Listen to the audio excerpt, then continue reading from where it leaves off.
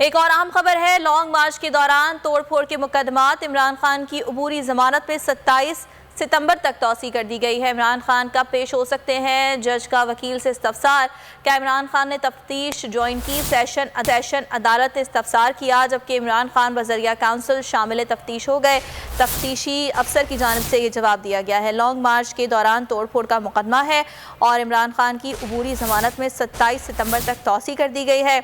जज की जानिब से इस्तफसार किया गया कि इमरान खान कब से हैं। अदालत ने ये भी इस्तफसार किया कि क्या इमरान खान तफ्तीश ज्वाइन कर चुके हैं, जिस पर तफ्तीशी ने यह जवाब दिया कि इमरान खान बजरिया काउंसिल शामिल तफ्तीश हो चुके हैं।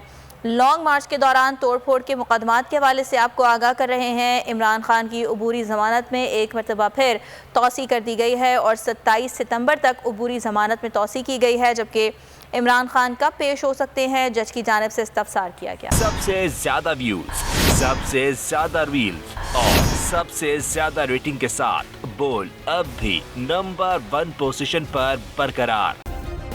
सब्सक्राइब करें और बेल दबाएं ताकि कोई खबर रह न जाए।